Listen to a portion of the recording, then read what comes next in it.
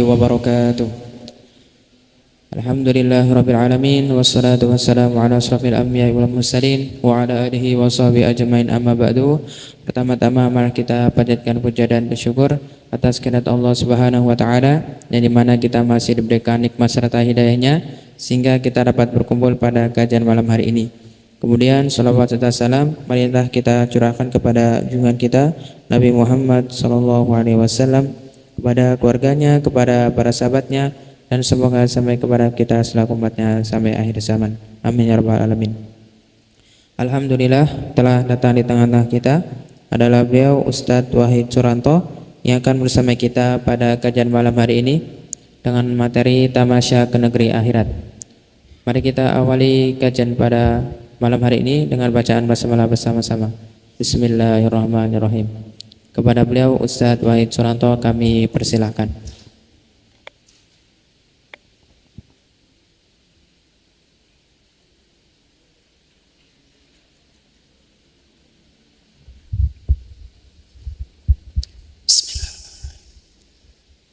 Assalamualaikum warahmatullahi wabarakatuh.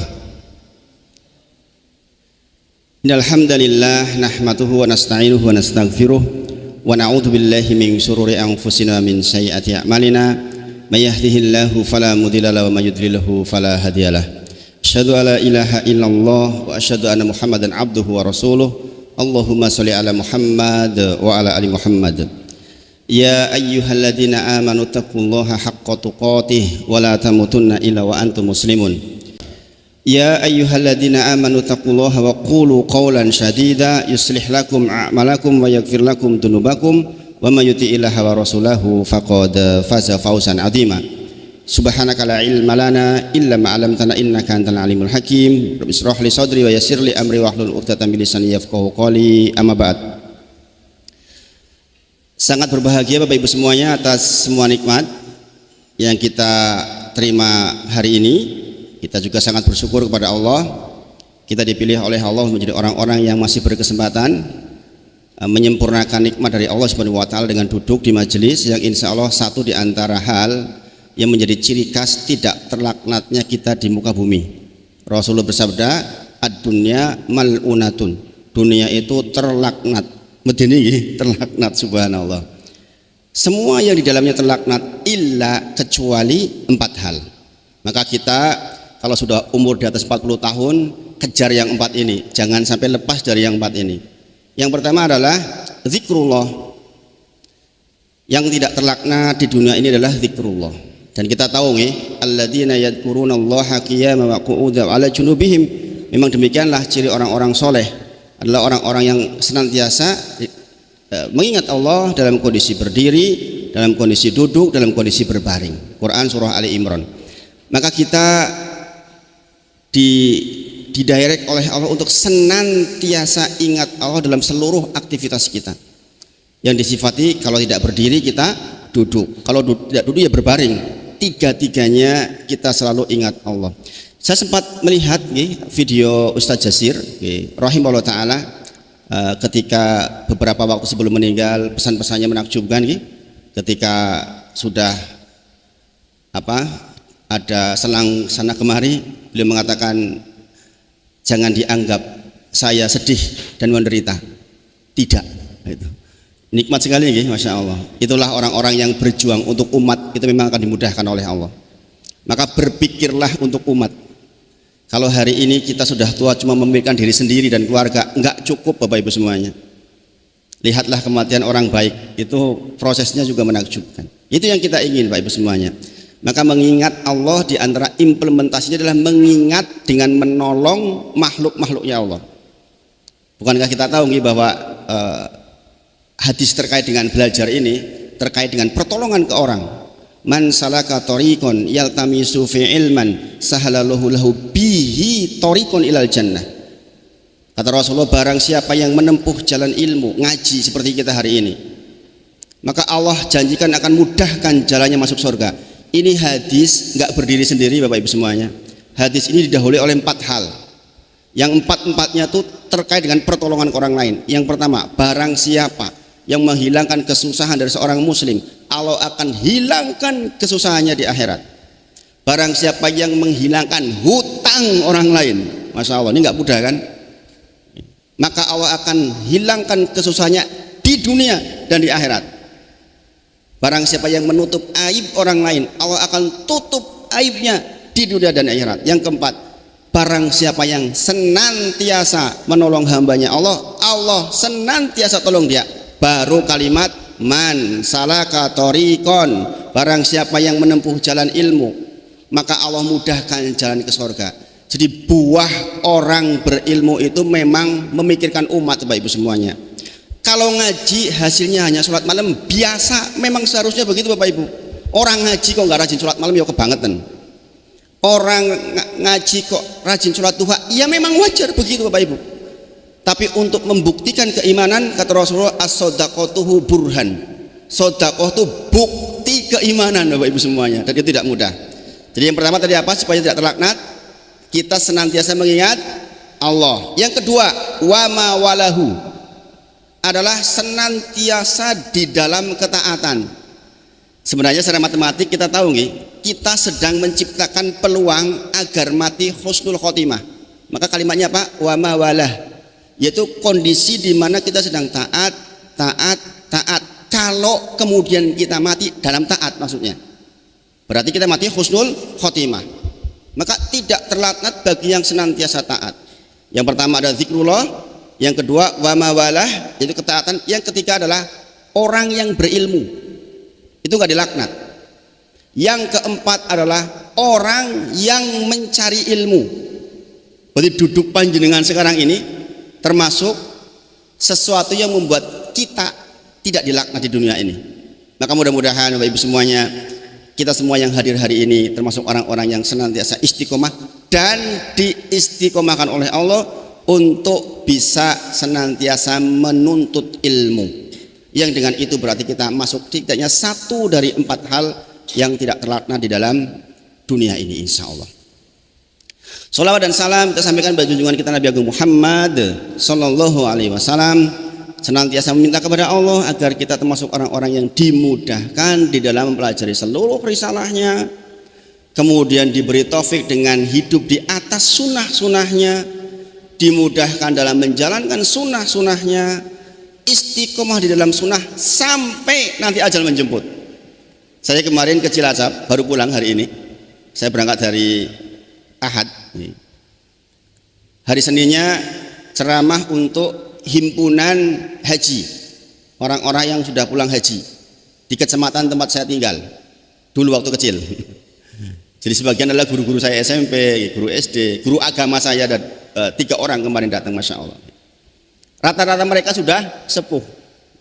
Maka judulnya adalah persiapan terbaik untuk lansia. Persiapan apa itu?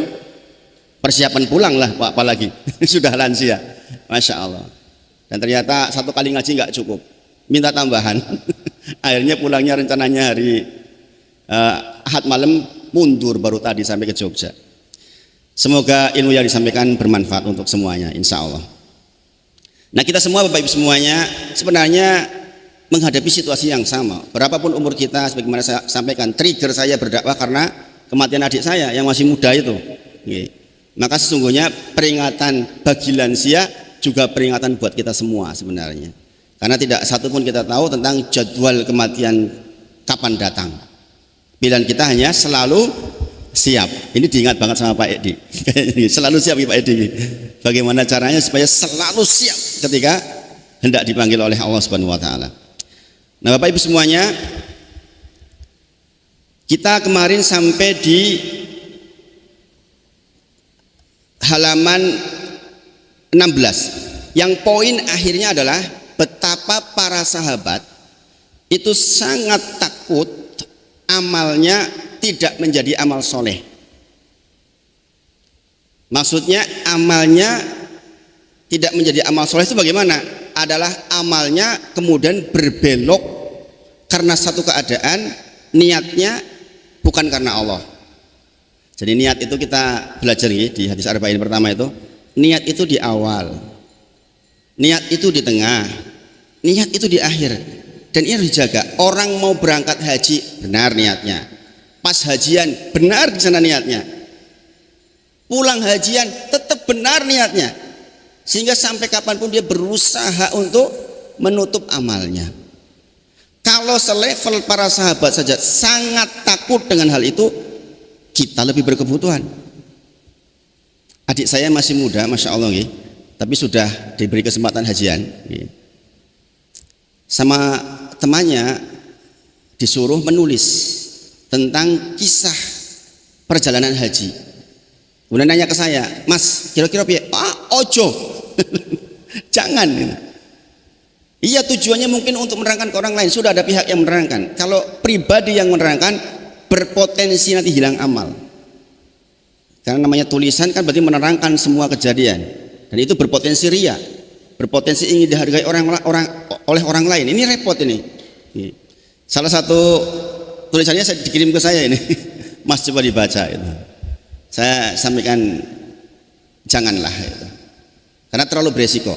Sementara kita tahu para sahabat itu rela mengeluarkan seluruh hartanya, tak tersisa, demi untuk agar amal andalannya nggak diketahui oleh orang lain, ya kan?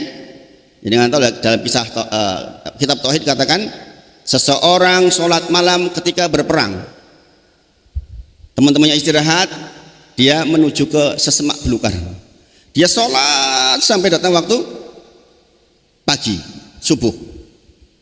Ternyata temannya ngintip, karena orang ini termasuk orang yang dikatakan penghuni sorga. Ketika ada suara krasak gitu, kedengeran itu. Loh, dari tadi kamu ngintip saya gitu. Tolong, jangan katakan ke siapapun tentang apa yang saya lakukan. Maksudnya apa? Pengen sholat malamnya enggak diketahui oleh orang lain, demi untuk mendapatkan amal yang soleh. Kalau selevel sahabat saja begitu, lah kita ini opo-opo nyetatus. Ini repot Bapak Ibu semuanya. Makanya zaman sekarang itu zaman FOMO, zaman semuanya ingin dilihat, itu bahaya sekali. Kita sudah sama-sama pelajari bahwa bahkan para sahabat saja sangat takut dari kondisi itu. Maka tentu saja kita lebih berkebutuhan untuk takut terhadap hal itu. Nah, itu kaitannya hubungan kita dengan Allah, hubungan kita dengan Allah, bahwa kita harus menjaga murni betul ibadah karena Allah. Wa ma umiru illa liya'budullaha mukhlishina lahu dinah hunafa. Memang begitu perintahnya. Tidak diperintahkan kepada kita untuk beribadah kecuali memang mukhlison itu berarti murni betul, hunafa, lurus hanya kepada Allah saja. Enggak butuh penilaian selain Allah. Sudah, pokoknya Allah saja. Dan kita sudah pelajari 8 poinnya pun sudah kita pelajari untuk menjadi orang yang mukhlis. Sekarang lihatlah Bapak Ibu semuanya. Di paragraf berikutnya penulis mengatakan mereka sangat takut melakukan tindakan aniaya terhadap orang lain. Jadi setelah kita takut soal niat kita tidak karena Allah, berarti hubungan kita ke atas. Ternyata keberhasilan manusia di dunia ini untuk mendapatkan faqad fas, kemenangan di yaumil akhir kelak adalah juga di dalamnya mereka termasuk orang-orang yang sangat takut berbuat aniaya terhadap orang lain.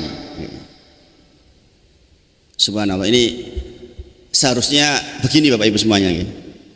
Seorang muslim harus meletakkan betul masalah ini. Bukan hanya persoalan akidah tauhid, tapi bagaimana kita bersikap terhadap makhluknya Allah.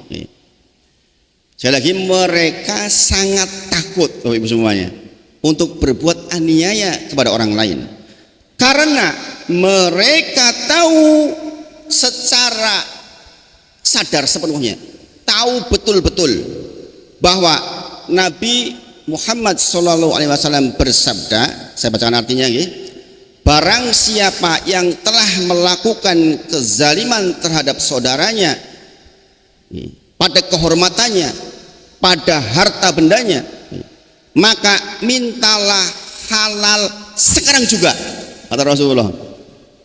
Kapan? Sekarang juga. Kemarin kita belajar tentang sifat penduduk surga adalah wal afina aninas, memaafkan orang lain. Ini berarti kasus ada orang yang menyakiti kita, maka kita memaafkan dia. Sekarang pada posisi agar kita bukan termasuk orang yang menyakiti orang lain. Jadi mereka sangat takut sekali untuk melakukan perbuatan yang berakibat melukai orang lain. Kehormatannya kah? Merugikan hartanya. Maka kata Rasulullah, minta halal sekarang. Jangan nunggu diumumkan ketika menjelang berangkat kematian, kemudian yang menyampaikan di situ mohon dihalalkan. Jenengan minta halal sendiri sekarang. Mumpung masih bisa dihalalkan. Mumpung masih ada kesempatan. Lam yughorghir, batas dari diampuni ketika tobat sebelum lam yughorghir, sebelum sampai ke tenggorokan. Maka sebelum sampai ke tenggorokan pula jenengan bisa minta dihalalkan tuh kepada orang lain.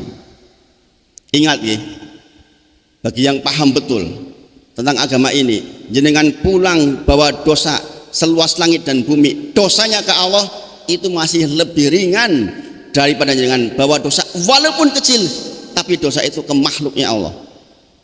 Kenapa? Kalau Allah itu Maha Pengampun, Bapak Ibu semuanya.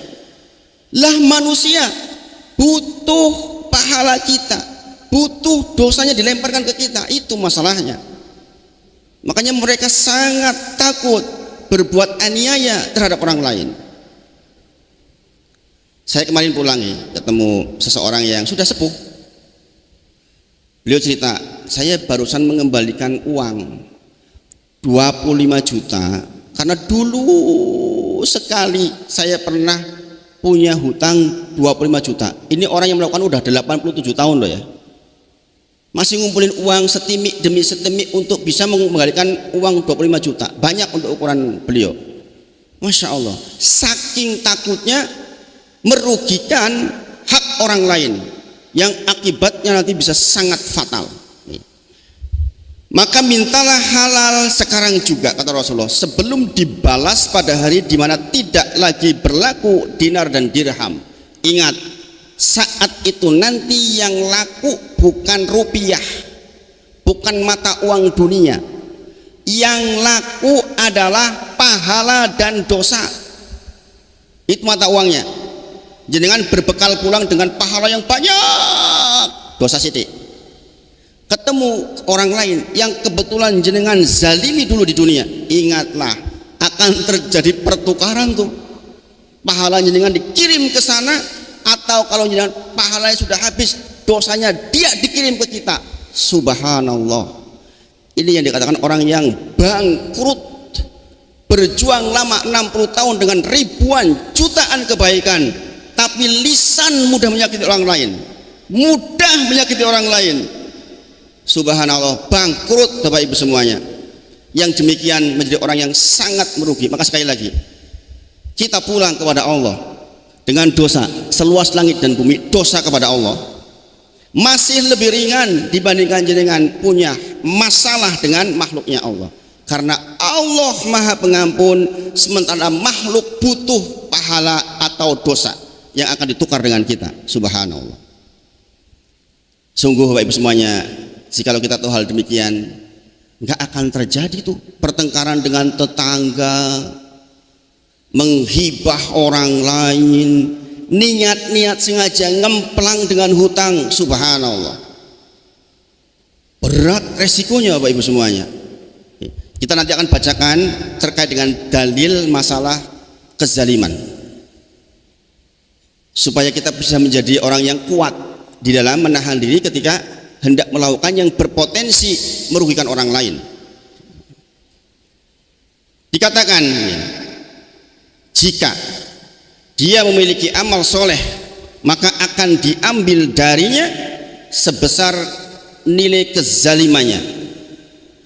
Dan jika dia tidak memiliki amal, maka akan diambil keburukannya dari orang yang dizalimi itu untuk ditanggung olehnya. Maka sekali lagi Bapak Ibu semuanya, coba jenengan resapi yang seperti ini. Masih berani jenengan nyakiti orang lain? Rugi banget.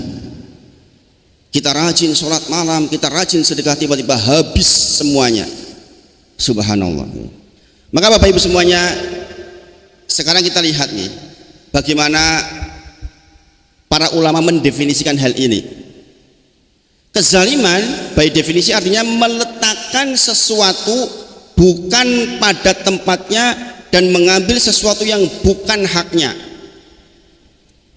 Orang menciderai kehormatan orang lain, orang mengambil hak orang lain, ini kezaliman Bapak Ibu semuanya. Saya kira tidak butuh tafsir yang sangat banyak untuk bisa menerjemah hal ini, karena secara rasa pun tahu Bapak Ibu. Bukankah kita juga nggak nyaman ketika dibuat atau dirugikan oleh orang lain? Ada perasaan nggak nyaman. Untung sudah ngaji, sehingga ketika ada orang zalim, apa peluang ini? Peluang memaafkan, kan begitu.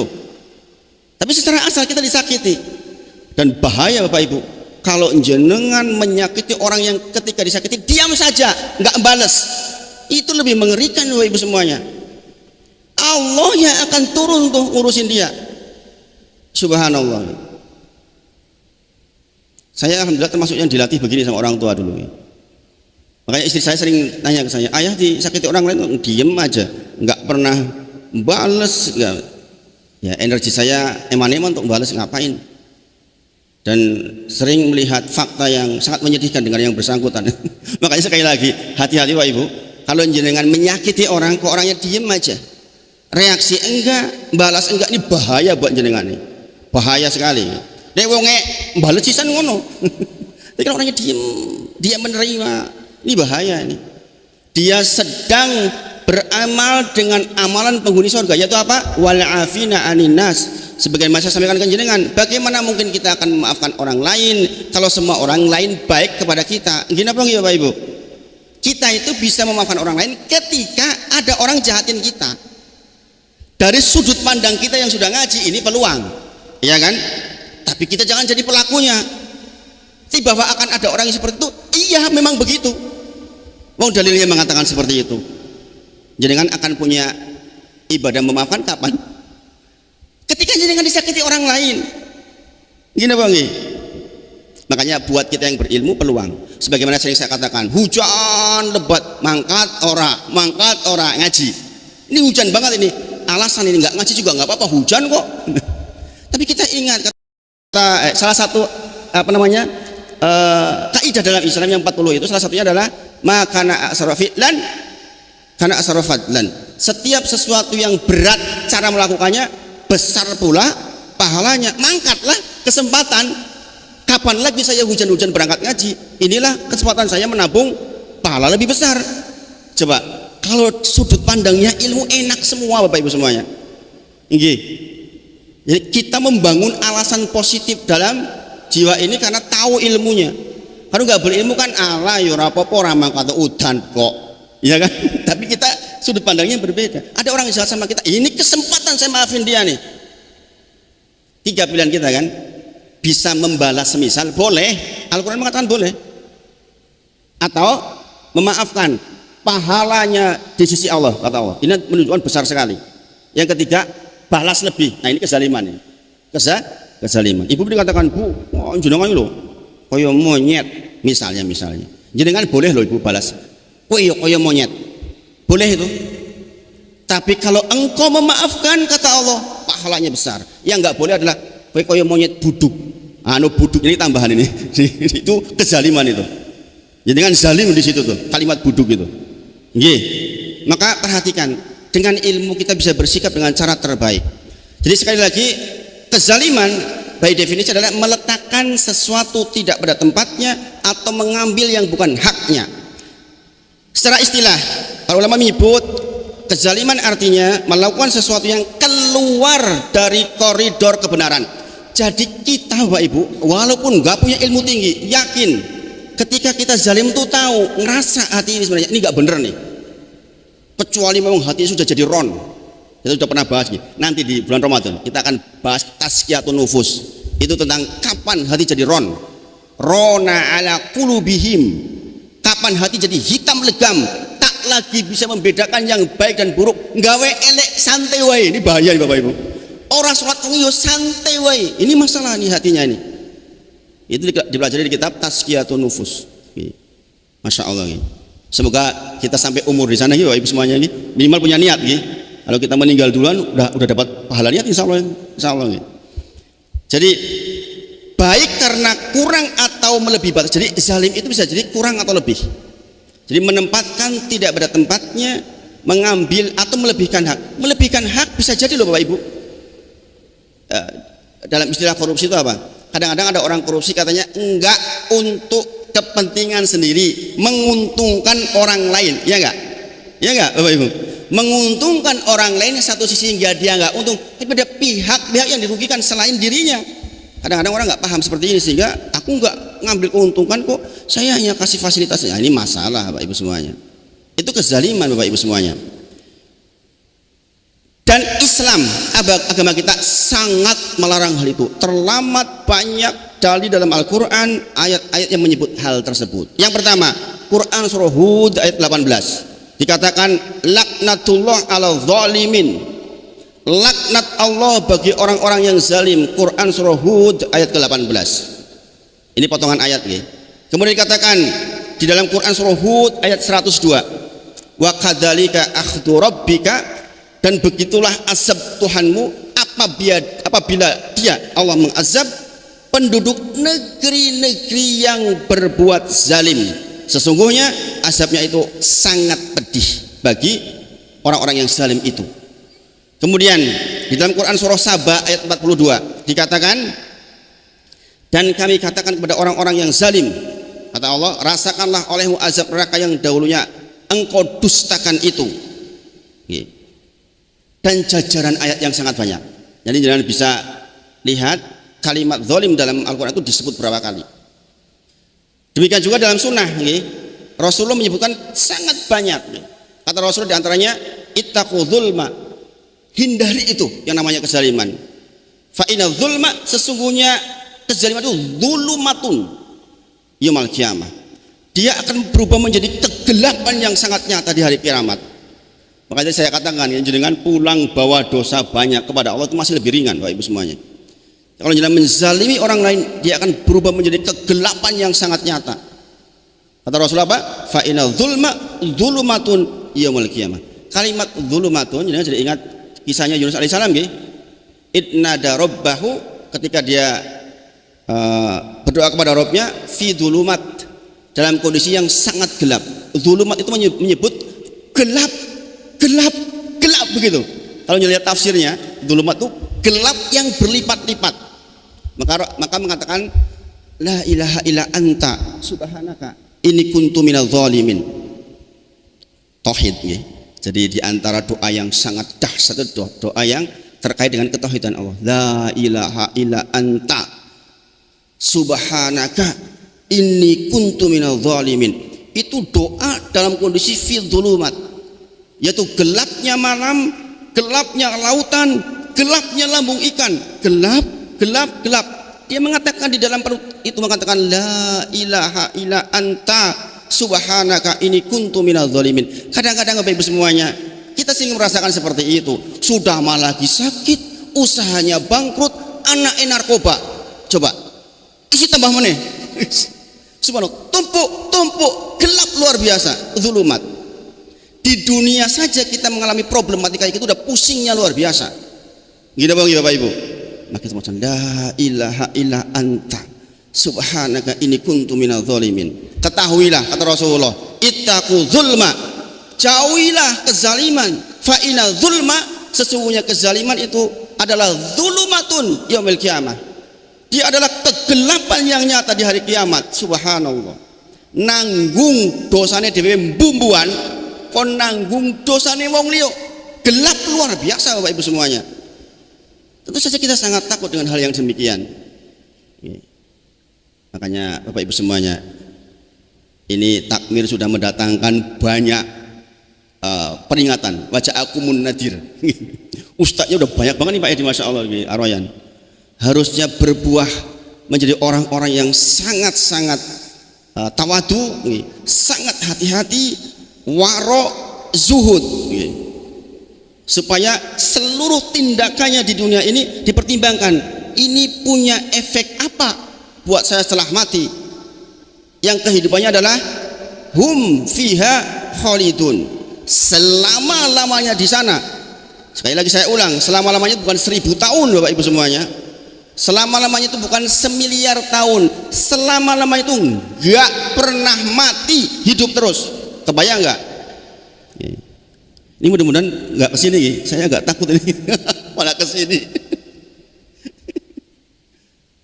Apa tahu yang jatuh apa tadi? Cicak, gitu, subhanallah. Saya termasuk yang agak kegelian dengan cicak itu, subhanallah. Malahan mendekat ini, jangan sudah naik ini. Subhanallah. Intermezzo sebentar ini, Allah bermaksud intermezzo. Kemudian dikatakan oleh Rasulullah, seorang muslim itu adalah saudara bagi muslim yang lain. Jelas statement awalnya. Seorang muslim itu saudara bagi muslim yang lain. Ingat-ingat Bapak Ibu semuanya. Sebenarnya nanti akan timbul hak dalam Kitabul Jami. Di hadis pertama menyebut hakul muslim alal muslim sittun. Hak seorang muslim atas muslim yang lain ada 6. Ini makanya dikatakan seorang muslim itu adalah saudara bagi muslim yang lain, tidak boleh menzaliminya. Dalam hadis itu dikatakan tentang tidak bolehnya mengambil hartanya, kehormatannya, disebutkan secara rinci. Maka sekali lagi ingat Bapak Ibu semuanya, ketika jenengan melihat kaum muslimin yang lain, ingatlah itu saudara kita. Kalimat saudara itu kan kalimat yang sangat bersayap nih, sangat bersayap nih. Kemudian Rasul juga menyebut, tahukah kalian siapa orang yang disebut sebagai orang yang bangkrut? Ini sudah sangat terkenal insya Allah, yang semisal dengan yang saya sebut tadi. Jadi ada orang yang datang dengan seluruh amal ibadahnya, tapi kemudian bangkrut karena dia berbuat zalim kepada orang lain. Sahabat mengatakan bangkrut nggak punya aset nih di sini. Oh bukan itu kata Rasulullah. Kita mengira bangkrut itu nggak punya aset. Bangkrut adalah ketika seluruh amal kita nanti ditukar dengan orang yang kita zalimi. Subhanallah. Maka sekali lagi kembali ke kitabnya, barang siapa yang pernah berbuat zalim terhadap kehormatan saudaranya atau mengambil sesuatu darinya, hendaknya segera meminta maaf dan dihalalkan sekarang di dunia, sebelum akhirnya dinar dan dirham, rupiah tidak lagi laku. Maka mumpung masih ada waktu, sekarang waktunya Bapak Ibu semuanya. Semoga kita semua Bapak Ibu semuanya termasuk orang-orang yang nanti pulang dalam kondisi bersih. Ini Bapak Ibu semuanya, saya ceramah seperti ini, yakin sebagian akan menangis terseduh-seduh. Bagi mereka yang masih punya hutang, yang tak berdaya karena kebangkrutannya, enggak 1-2 Bapak Ibu semuanya saya ceramah seperti ini, orang kemudian hampir futur, putus asa. Ustadz, lantas apa artinya saya melanjutkan kehidupan di dunia sementara saya udah nggak bisa berbuat, hutang saya miliaran, saya bangkrut Ustadz, berarti saya nanti balik ke sana dalam kondisi bangkrut Ustadz. Inilah pentingnya Bapak Ibu semuanya, kita punya baitul mal, masjid berbuat, lihat di lingkungan ini mana yang masih punya hutang. Kalau perlu masjid itu bertindak, itu keselamatan sesungguhnya itu. Sekali lagi, kalau hasil ngaji hanya tahajud itu biasa Bapak Ibu semuanya, memang begitu seharusnya. Kalau ngaji jenengan jadi rajin sholat duha, biasa Bapak Ibu semuanya. Ketika ngajinya berhasil, lingkungan jenengan selamat tuh dari ancaman di yaumil akhir, maka masjid bertindak Bapak Ibu semuanya. Saya berharap Ar-Rayyan bisa menjadi salah satu contoh masjid di Indonesia yang bisa menyelesaikan hutang-hutang jamaahnya. Allahumma amin. Ini niat besar Bapak Ibu semuanya, dan itu mungkin Bapak Ibu semuanya. Bagaimana nggak mungkin Bapak Ibu semuanya?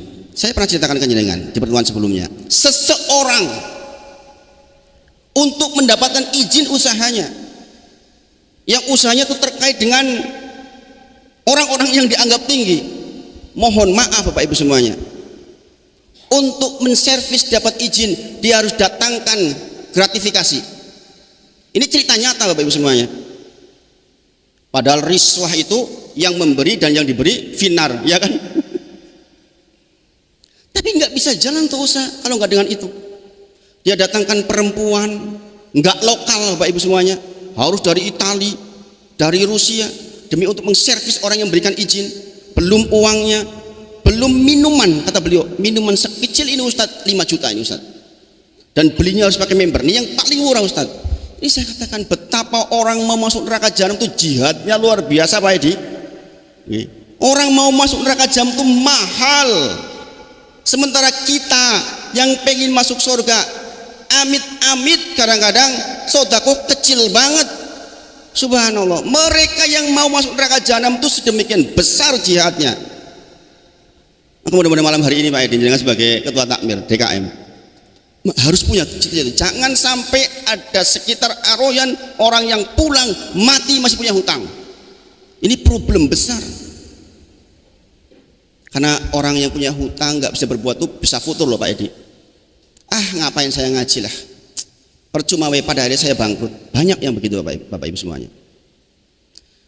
Maka mudah-mudahan kita semua termasuk orang-orang yang masih punya kesempatan untuk berbuat hal yang sedemikian. Saya Bapak Ibu semuanya termasuk yang mendapatkan hal itu. Andai saya bukan karena disupport oleh orang-orang baik, dakwah saya udah nggak jalan. Mas sering saya katakan orang bertindak di makomnya masing-masing. Ada yang dengan ilmunya, ada yang dengan hartanya, nggak ada yang sombong, ada yang dengan profesornya, ada yang dengan doktornya. Masing-masing diberi peran oleh Allah untuk bekerja sama masuk surganya Allah Subhanahu Wa Taala. Hari ini saya sudah berusaha sulit Bapak Ibu semuanya, nggak cukup waktunya. Tapi alhamdulillah banyak orang Allah kirimkan. Mas Awan itu tahu persis saya hidup di mana. Sepasca hijrah saya ngontrak lagi. Rumah sangat sederhana. Sampai akhirnya ini Januari ini alhamdulillah ada orang baik hati sama saya. Ustadz, jangan pindah ke samping masjid. Rumahnya direnovasi bagus sekarang Masya Allah. Memang begitu. Ada yang berbuat dengan hartanya karena tidak dengan ilmunya. Makanya dulu ada Abdurrahman bin Auf, ada Bilal bin Rabah. Bilal bin Rabah nggak pernah minta jadi Abdurrahman bin Auf Bapak Ibu. Dia keahliannya adzan, nggak nerabas-nabras keahlian orang lain. Tapi Abdurrahman bin Auf yang kaya dukung seluruhnya. Seharusnya begini Bapak Ibu, bukankah itu yang dicontohkan oleh beliau Ustadz Jazir rahimahullah ta'ala? Gini Bang, kita tahu dulu Jogokarian kayak mana. Zaman saya kuliah dulu ke Jogokarian takut Pak Edi dulu. Daerah yang rodo-rodo angker itu sekarang menjadi tempat yang sedemikian bersinar seluruh Indonesia. Di antaranya adalah buah dari perbuatannya Ustadz Jazir rahimahullah ta'ala. Semoga Allah rahmati beliau dengan rahmat yang luas, rahmatan wasi'ah. Kita sama-sama berdoa supaya beliau termasuk mendapatkan tempat terbaik di sisi Allah Subhanahu wa taala. Coba orang baik dibicarakan seperti ini di setiap pengajian loh ini. Banyak yang doain, itu loh buah orang baik itu, Masya Allah. Sampai ke Cilacap saya pulang kemarin, rame itu. Yang namanya orang doain Ustadz Jazir itu, Masya Allah. Di mana-mana. Inilah buah berbuat baik, Bapak Ibu semuanya. Baik Bapak Ibu semuanya, sisa waktu kita mencoba mengimplementasikan tentang apa yang kita pelajari barusan.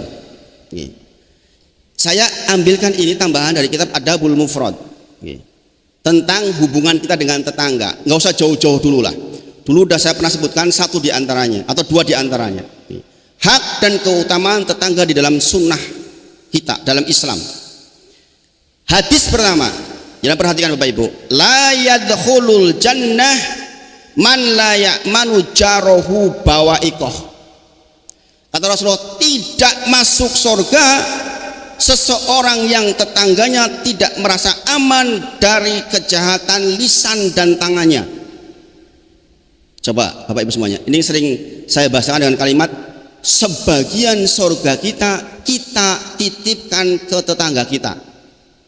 Sebab Rasul menyebutkan tidak masuk surga orang yang tetangganya nggak aman dari lisan dan perbuatannya. Ini tadi saya bicara apa? Kezaliman umum, bisa kemana saja. Apalagi zaman medsos, jadi kan bisa nulis di sini yang sakit orangnya di Amerika, bisa nggak? Bisa. Zaman sekarang. Tapi kita ambil skup terkecil lah. Karena ini dibahas khusus oleh agama. Masalah tetangga ini khusus Bapak Ibu semuanya. Lebih dari 20 hadis terkait dengan keutamaan tetangga. Maka orang sudah ngaji negeri akhirat kok masih bermasalah dengan tetangga, ngajinya nggak berhasil Pak Edi.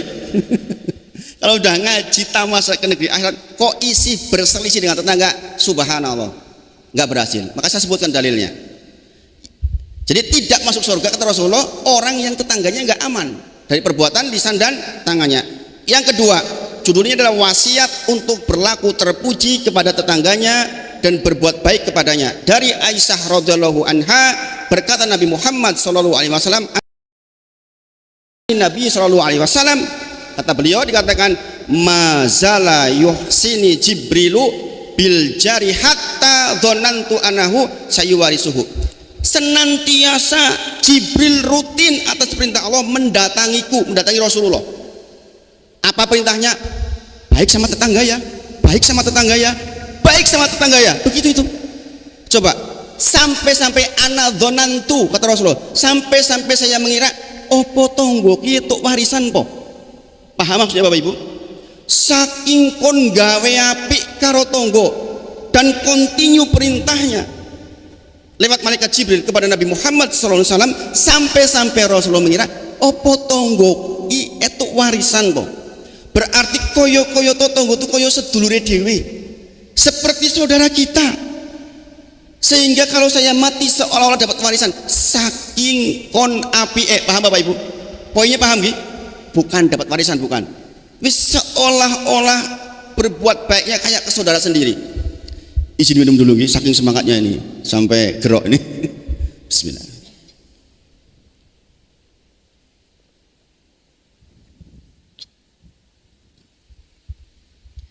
Jadi Jibril terus menerus berpesan kepada Nabi Muhammad SAW untuk berbuat baik dengan tetangga, sampai Rasulullah mengira suk nek mati tonggone diwarisi, menunjukkan bahwa kedudukan tetangga luar biasa. Yang ketiga, terkabulnya laknat terhadap orang yang menyakiti tetangganya. Nih Bapak Ibu semuanya, perhatikan betul. Sahih. Datang orang ke Rasulullah, ya Rasulullah, sesungguhnya saya itu loh nggak sabar sama saya itu loh mendapatkan gangguan dari tetangga saya. Kata Rasulullah, idhab fasbir, sabar yo, sabar. Kata Rasulullah. Orang ini datang lagi, ya Rasulullah, tonggoku, sabar. Kata Rasulullah 3 kali. Oh, yuk. Ketiga kalinya Rasulullah perintahkan, ya sudah kalau gitu keluarkan barang-barang dari rumahmu, lemari, toke, alat-alat masak, keluarin, taruh di jalan. Kata Rasulullah. Maka kemudian tetangganya yang lain datang, enten nopo bu, kok barang-barangmu dikeluarin? Dia mengatakan, itu loh saya nggak kuat, saya diganggu terus kalau tonggoku. Maka orang yang ini mengatakan, semoga laknat Allah untuk dia. Dengar nih tetangganya, langsung tetangganya lari, lepok meneh, ojo sido pindah. Sebab apa? Laknat dari tetangga itu laku di sisi Allah Bapak Ibu semuanya. Makanya kalau jenengan disakiti oleh orang lain, apalagi tetangga, jangan didoakan jelek nih Bapak Ibu nggih. Sebab laknat jenengan laku itu. Bapak Ibu, bagaimana caranya sekarang menyikapinya? Kalau jenengan disakiti orang lain sampai sakit betul, jenengan surat tahan sakit betul, kesempatan jenengan berdoa kepada Allah makbul. Doa untuk siapa? Untuk diri sendiri. Ya Allah, saya dizalimi, ya Allah, saya mohon padaku agar suami saya soleh, anak saya soleh, rezeki saya lancar. Begitu Bapak Ibu semuanya. Bukan malah mudah-mudahan tungguku tabrak mobil. Subhanallah. Nek tunggu dengan tabrak mobil tenan jenengan seneng po. Coba, mungkin tahajud jenengan kurang, mungkin jenengan sodakonya kurang sehingga doanya nggak makbul. Ketahuilah, ketika jenengan dizalimi orang lain, itulah saat doa jenengan makbul banget itu. Wong doa makbul banget kok untuk doain jelek orang lain, kok bodoh men kita Bapak Ibu. Gini apa nggih? Jangan sampai terjadi nggih Bapak Ibu, yang udah ngaji kok disakiti orang, mudah-mudahan anaknya tiba kayak ketabrak mobil. La ilaha illallah. Itu makbul itu kayak gitu Bapak Ibu. Kalau ternyata tetangga jenengan susah betul, apa jenengan bahagia? Dapat apa? Mumpung lagi makbul, ya Allah, jenengan punya problem apa nih? Misalnya anak jenengan rapatnya soleh. Ya Allah, mudah-mudahan anak saya ya Allah soleh, ya Allah. Dikabul itu Bapak Ibu semuanya. Paham Bapak Ibu? Paham nggih? Makanya sejak malam hari ini nggak boleh jenengan kok doa kayak lek wong liya, bahaya itu. Sebab dizalimi itu makbul. Tajem Bapak Ibu, jangan dipakai kepada hal yang buruk. Naudzubillah. Mudah-mudahan anakmu nabrak tembok. Subhanallah, kok medeni men. Yang keempat, anjuran untuk perhatian terhadap tetangga. Rasulullah bersabda, idza tabakhta, jikalau engkau masak marokotan, napa niku sayur lah, sayur yang berkuah, fa aksiru ma'aha, banyakin tuh kuahnya. Kemudian perhatikan tetangga dan bagi. Ini kisah orang nggak terlalu kaya Bapak Ibu, miskin lah. Kata-kata toh bakhta marokotan ini berarti masak dagingnya ki mung sithik. Isen-isene sithik, kata Rasulullah, dia akai banyune ben iso berbagi karo tangga. Bayang Bapak Ibu. Lagi masak kowe kok mikir tangga, lah kok ngloroni. Paham Bapak Ibu? Coba jenengan install betul. Lagi jenengan masak saja dalam kondisi miskin, dalam kondisi nggak punya daging banyak, banyakin ya airnya, pikirin tetangga. Lah kon mikir ke tetangga, kok ada orang menyakiti tetangga, kebalik nggak itu Bapak Ibu? Kebalik luar biasa. Nggih. Bayangin Bapak Ibu. Ini loh implementasi tentang agar kita tidak berbuat zalim. Nggak usah mikir jauh-jauh ke sana-sana dulu. Tetangga kita dulu. Karena disebut dalam kitab khusus, di dalam kitab Adabul Mufrad dibahas khusus masalah ini Bapak Ibu semuanya. Saya sering dapat WA, Ustaz, nanti di tempat saya Ustaz, tolong ceramah masalah hubungan baik dan adab dengan tetangga. Kenapa? Saya jadi RT stres. Tiap-tiap kali ada yang di grup geseh, gelut, ibu-ibu marah ngelabrak yang lain. Orang kalah, bapak-bapak juga ngelabrak yang lain. La ilaha illallah. Kadang-kadang di grup RT, namanya di grup RT kan warna-warna tiang. Gini apa nggih? Bikin ngirim video, orang setuju. Terus datang, wah subhanallah, Pak RT sing stres. Subhanallah gitu. Maka anjuran perhatian terhadap tetangga. Kemudian yang kelima, toleran terhadap tetangga. Jangan perhatikan Bapak Ibu. Baik, ini di perumahan, ini pas banget di hati sini. La tamna harun jarahu an yaghrisa hasanatun fi hidarihi. Jangan kau larang ketika tetanggamu masang nopo kayu, berarti pakai paku kan itu. Duk jam 10 wengi. Marahi mangkel mboten Ibu? Marahi mangkel mboten? Perumahan jejer. Tembok ada yang jejer toh itu. Jam 10 wengi tanggane masang kayu, dor mangkel mboten jenengan. Kata Rasulullah, jangan dilarang, jangan dilarang. Toleranlah dalam hal itu. Wong yo tidak setiap waktu kan begitu. Jadi kadang-kadang keganggu oleh tetangga itu biasa mawon Bapak Ibu.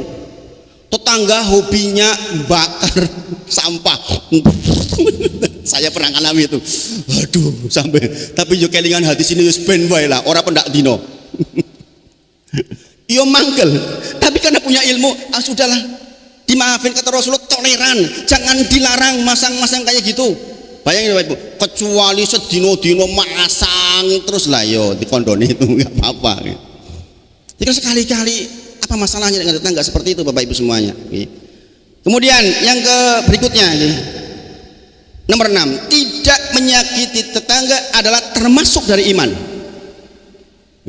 Padahal jangan tahu, jangan lihat di dalam Quran surah ke-14 surah Ibrahim ayat 27. Yusabitullahu ladina amanu bil qawli sabit fil hayati dunya fil akhirah. Allah janjikan bagi orang-orang yang beriman bil qawli sabit, bisa mengucapkan la ilaha illallah ketika menjelang meninggal dan bisa menjawab pertanyaan kubur bagi orang-orang yang jelas keimanannya. Salah satunya disebut adalah bagian dari iman orang yang tidak menyakiti tetangganya. Itulah saya katakan sebagian surga kita dititipkan ke tetangga kita Bapak Ibu semuanya. Saking memang kita harus berbuat baik. Dikatakan mangkana yu'minu billahi wal yaumil akhir, mangkana yu'minu billahi wal yaumil akhir, barang siapa yang beriman kepada Allah dan hari akhir, dikatakan fala yu'di jaro, jangan sakiti tetangga, kata Rasulullah. Sahih.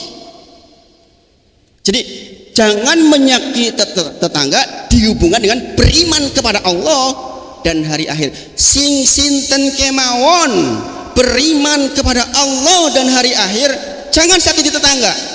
Jelas betul Bapak Ibu? Masya Allah. Kemudian sebaik-baik tetangga, kata Rasulullah, riwayat Abdullah bin Amr berkata, khairul ashabi, sebaik-baik sahabat indallah di sisi Allah adalah khairuhum li ashabihi, kepada khairuhum li sahibihi, kepada sahabatnya. Sebaik-baik sahabat adalah yang paling baik dengan sahabatnya. Satu. Kemudian dikatakan wa khairul jironi, dan sebaik-baik tetangga adalah yang paling baik dengan tetangganya. Jadi hadis ini memotivasi kita gini Bapak Ibu, lombanya jenengan hidup bertetangga itu lomba api-apian karo tonggo. Paham Bapak Ibu? Karena sebaik-baik tetangga adalah tetangga yang paling baik dengan tetangganya. Berarti ini perlombaan. Ingat Bapak Ibu semuanya, seluruh yang terkait dengan akhirat kata Rasulullah berlomba. Hitamuhu mis wa fi dzalika hitamuhu mis wa fi dzalika falyatanafasil mutanafisun. Allah menyebutkan tentang sisi surga. Kata Allah, yang begitu itu berlomba-lombalah. Begitu Bapak Ibu semuanya. Dikatakan sebaik-baik tetangga adalah yang paling baik dengan tetangganya. Berarti jenengan itu berlomba-lomba untuk menjadi yang terbaik dengan tetangga. Bukan itu sebaliknya. Di sini mengatakan apa dikompori, di sini dikompori oleh meletus, malah jadi dogelut antara tetangga. Kalau ada tetangga lapor ke jenengan, itu loh Bu ini jenengan orang kaya ngono kuwi. Jangan sok suci Bu jenengan. Iya ben bae. Jangan dikomporin, malah jadi akhirnya meledak. Dan ini sering terjadi Bapak Ibu. Sering kan sekarang berita di TV itu tetangga buang sampah di samping. Ribut. Subhanallah. Kemudian yang nomor 8, tidak nih, jangan perhatikan Bapak Ibu. Tidak ada istilah sedikit atau ringan di dalam hal menyakiti tetangga, enggak laku. Hukum sedikit Bapak Ibu semuanya. Alamung sidik we ora popo. Enggak, kata Rasulullah. Kata Rasulullah, la qalila min adzanjar. Enggak ada istilah sedikit atau ringan dalam hal menyakiti tetangga. Arep mung sidik jenenge nyakiti tetangga, tetap judulnya menyakiti tetangga. Enggak boleh Bapak Ibu semuanya. Nggih, alam mung sidik we ora apa-apa. Kadang-kadang ibu-ibu gitu. Cuma isyarat mengecilkan orang. Gitu. Itu udah menyakiti tetangga, itu bahaya itu. Enggak ada istilah kecil kata Rasulullah dalam hal dengan tetangga. Kemudian 9, tetangga yang baik adalah termasuk kebahagiaan. Benar apa benar? Saya itu pernah mengalami Bapak Ibu, bertetangga sampai saya pindah rumah gara-gara saking ora kuat saya ngalami Pak Edi. Mung goro-goro ceramah tentang fikih sholat Jumat Pak Edi. Sebaiknya berangkat sholat Jumat sebelum khotib naik mimbar. Kebetulan tetangga berangkatnya nggak pernah datang sebelum khotib naik mimbar. Ngamuk Pak Edi. Subhanallah. Padahal saya nggak juga bertujuan untuk ke yang bersangkutan, ini kan dalil umum itu. Ngamuk, subhanallah. Sampai berkumpul lebih dari 100 tetangga untuk ngurus masalah itu. Polisi datang sampai, subhanallah. Daripada ribut saya akhirnya pindah. Inilah sejarah saya pindah rumah. Saking nggak kuatnya. Maka dikatakan di antara kebahagiaan adalah tetangga yang baik. Dikatakan arbaun minas sa'adah. 4 di antara yang menjadi kebahagiaan adalah almar'atus sholihah. Yang pertama, pasangan yang baik, ibu-ibu harus jadi solihah nih kata Rasulullah, nih kebahagiaan bagi suami. Demikian juga suami, okay? Jangan jadi suami yang pecicilan. Supaya apa? Istri bahagia. Kemudian wal maskanul wasi, tempat tinggal yang luas, nih. Wal jarus solih, kemudian tetangga yang baik. Ini pembahasan kita. Jadi di antara kebahagiaan adalah tetangga yang baik. Maka sebaliknya wa arba'un minas saqwati, adapun 4 yang membuat kita pusing. Nomor 1 adalah tetangga yang buruk. Niku ibu-ibu, saya punya teman, masya Allah nih, beli rumah Bapak Ibu, beli rumah baru loh, beli rumah, perumahan isinya 4, dia beli di situ, punya anak lah dia. Tiba-tiba, Ustadz saya mau pindah rumah Ustadz. Kenapa? Enggak kuat Ustadz. Kenapa? Saya istrinya nggak bisa tidur, anak saya nggak bisa tidur. Kenapa? Tetangganya kalau nyetel nopo itu son horeg. Puk sampai jam 1 malam. Ya sudah lapor ke Pak RT jenengan. Saya udah datang ke sana. Yang son horeg itu Pak RT-nya. Makanya pindah saya Ustaz. Dan seterusnya saya lapor sama siapa yang nyetel sound horeg, Pak RT-nya. Sekarang pindah betulan Bapak Ibu. Padahal itu belum lama loh, itu belum 1 tahun. Subhanallah. Coba tuh. Makanya di antara sakwati, di antara hal yang sangat menyedihkan adalah tetangga yang buruk. Ini minggu depan kita libur Bapak Ibu. Makanya ini saya selesaikan ya. Kita selesaikan. Minggu depan ada kegiatan terkait dengan tahun baru ya. Makanya kita libur sekali insya Allah. Yang ke-10, berbuat baik kepada tetangga.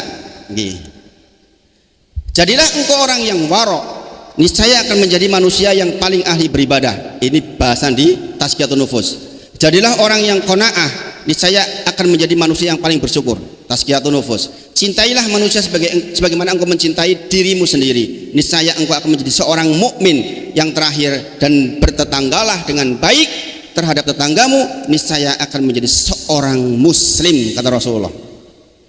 Jadi jenengan dikatakan sebagai muslim sesungguhnya ketika jenengan berinteraksi baik dengan tetangga. Belum dikatakan muslim yang sesungguhnya ketika jenengan masih berselisih dengan tetangga. Enggak ada urusan Bapak Ibu semuanya. Sebagian kita mungkin kedudukannya tinggi, sebagian profesor, sebagian hanya lulusan SD mungkin, enggak ada urusan. Tetangga tetap tetangga, hukumnya sama Bapak Ibu semuanya. Jangan kita merasa besar di tengah-tengah lingkungan, jangan. Demi Allah, masing-masing punya potensi masing-masing. Kalau semuanya orang kaya bagaimana? Siapa yang mau bangun jadi bangunan? Nggak ada yang disuruh Bapak Ibu semuanya. Masing-masing kasih peran saja sebenarnya. Nggak usah kita sombong karena sebuah kedudukan. Subhanallah. Nomor 11. Ini Bapak Ibu semuanya. Terakhir ya. Masih ada 10 sebenarnya. Ada hampir 20 sekian hadis. Dosa memusuhi tetangga berlipat ganda. Ini penutupnya malam hari ini. Rasulullah bertanya kepada para sahabat, bagaimana pendapat kalian tentang zina? Maka sahabat serentak menjawab, haram ya Rasulullah. Zina diharamkan oleh Allah dan oleh engkau Rasulullah. Maka Rasulullah menyebut, iya, yang namanya zina itu haram. Ketahuilah, engkau berzina dengan 10 wanita yang jauh dari tempat tinggalmu masih lebih ringan dosanya dibandingkan engkau berzina dengan istri tetanggamu. Paham Bapak Ibu? Ini bukan motivasi nek ngono berzina kalau wong adoh wae, bukan. Jangan salah tangkap nggih. Nanti nek ngono aku tak zina karo wong sing adoh wae. Bukan. Maksudnya ini persoalan pelipat gandaan dosa. Jika jenengan berbuat keliru dengan tetangga karena menyakitinya luar biasa. Coro seperti Pak Tovan yang orang Madura, mendingan ditusuk we mati. Kata dia, kalau cinta dikhianati mendingan pisah saja. Nggih Pak Tovan nggih. Kemudian Rasulullah melanjutkan, bagaimana pendapat kalian tentang mencuri? Itu haram ya Rasulullah, diharamkan oleh Allah dan Rasulnya. Ketahuilah, engkau mengambil hak orang lain yang jauh 10 kali lipat dibandingkan punya tetangga, masih lebih ringan dibandingkan engkau mengambil punya tetangga. Ini menunjuk tetangga itu punya kedudukan yang hebat di sisi agama ini Bapak Ibu semuanya. Nah ini Bapak Ibu semuanya, ini subbab tentang kezaliman. Saya baru membahas sub kezaliman di lingkungan kita yang akan menjadi praktek kita sehari-hari, yang akan menunjukkan jenengan siapa sebenarnya. Mungkin jenengan di tempat yang jauh terkenal jadi orang hebat, tanyakan kepada tetangga bagaimana dia. Kalau tetangga mengatakan alah wong elek, yakin kita bersoal itu. Kalau makanya Nabi itu Bapak Ibu semuanya, semua Nabi adalah orang yang akhirnya menaklukkan tempat lahirnya. Rasulullah sempat ke Madinah, tapi Fatu Mekah kemudian seluruh lingkungan Rasulullah patuh kepada Rasulullah. Bukti bahwa Rasulullah itu akhlaknya mulia. Maka setiap Nabi pasti menaklukkan wilayah tempat tinggalnya. Orang mungkin di luar terkenal, bagaimana di kampungnya. Orang di luar terkenal, bagaimana di rumahnya. Itulah yang sesungguhnya kita. Kita di luar jaim, di dalam rumah bagaimana? Bagaimana tetangga kita menilai kita? Itu jadi poin Bapak Ibu semuanya. Maka tidak usah berpikir jauh-jauh dulu. Bagaimana? Ar-Royan ini menjadi masjid yang sungguh-sungguh menjadi solusi setidaknya di ring 1 warga Ar-Royan normal semua hidupnya, enak semua hidupnya. Itulah masjid yang sesungguhnya. Mudah-mudahan apa yang kita sampaikan malam hari ini bisa menjadi pengingat. Saya sangat semangat nih, karena mengingat semangatnya beliau Ustaz Jazir, saya jadi ketular malam hari ini. Semoga kita semua dirahmati oleh Allah, sisa umur dalam kebaikan, dan mudah-mudahan kita semua termasuk orang-orang yang disayangi oleh Allah dengan senantiasa dipandu dengan hidayah taufik, insya Allah. Demikian Bapak Ibu semuanya, mohon maaf jika ada hal yang kurang pas di hati. Wa akhiru da'wana alhamdulillahirabbil alamin. Assalamualaikum warahmatullahi wabarakatuh. Waalaikumsalam warahmatullahi wabarakatuh. Kami ucapkan jazakallahu khairan katsira kepada Ustadz Wahid Suranto yang telah menyampaikan materinya. Kami juga mengucapkan jazakallahu khairan katsira kepada seluruh jamaah sekalian yang telah ikut serta makmurkan kajian pada malam hari ini. Semoga kita selalu diberikan keistiqomahan untuk menuntut ilmu dimanapun tempat kita berada. Amin ya rabbal alamin. Mari kita tutup kajian pada malam hari ini dengan doa kafaratul majelis. Subhanakallahumma wa bihamdika asyhadu an la ilaha illa anta astaghfiruka wa atubu ilaik. Saya selaku pembawa acara mohon maaf. Wabillahi taufiq wal hidayah. Wassalamualaikum warahmatullahi wabarakatuh.